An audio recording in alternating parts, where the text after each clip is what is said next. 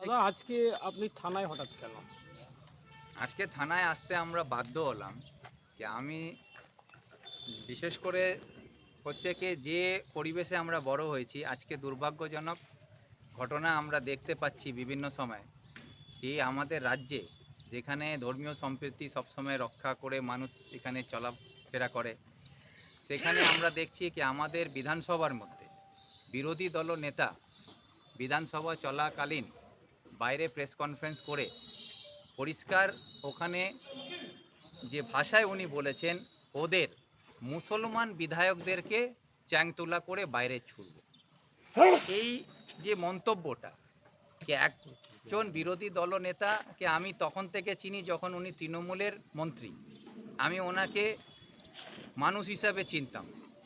কিন্তু আজকে দুর্ভাগ্যজনকভাবে আমি দেখতে পাচ্ছি উনি বিজেপিতে নাম লেখাবার পরে আজকে উনি নিজের মনুষ্যবোধ এবং যে একজন বুদ্ধিজীবী ব্যক্তি হিসাবে ওনার যে মন্তব্য থাকার কথা সেইগুলো থাকছে না। আজকে উনি মানুষের পর্যায়ে পড়েন কি না এটা একটা বড় প্রশ্ন হয়ে গেছে।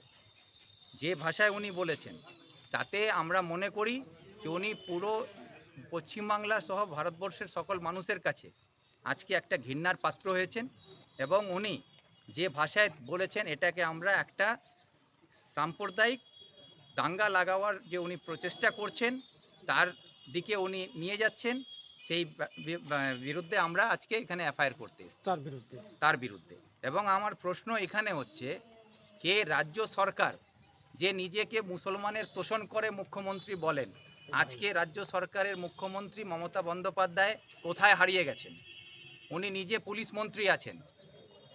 পুলিশ মন্ত্রী হওয়ার সত্ত্বেও আজ অবধি শুভেন্দু অধিকারীর বিরুদ্ধে কোনো এফআইআর সরকারের পক্ষ থেকে করা হলো না কেন?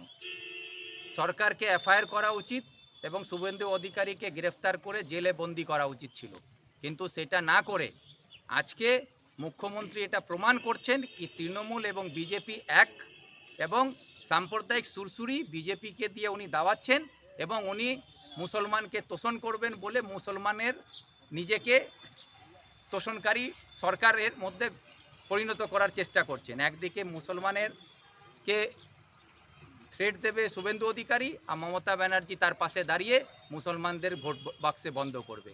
এই খেলাটা বন্ধ। এই যে তৃণমূল বলছে খেলা হবে, এটা সাম্প্রদায়িক খেলা বন্ধ করুন মুখ্যমন্ত্রী। আর যদি সততার সঙ্গে সৎ সাহস থাকে মাননীয় মুখ্যমন্ত্রী, তাহলে শুভেন্দু অধিকারীর বিরুদ্ধে এফআইআর করে তাকে জেলে ঢুকাবার ব্যবস্থা করুন। আজকে হুমায়ুন কবির মুর্শিদাবাদের বিধায়ক কিন্তু সে 72 ঘন্টার সময়সীমা বেঁধে দিলেন শুভেন্দুকে, যে যদি তার কথায় অসঙ্গতি যেটা পাওয়া গেছে যে যদি উইথড্র না করে তাহলে বিধানসভায় গিয়ে যত সব মুসলিম বিধায়ক আছে তারা গিয়ে তার বিক্ষোভে সামিল হবে। আমি হুমায়ুন কবির যে মন্তব্য করেছেন সেই মন্তব্যকে আমি সমর্থন করি না।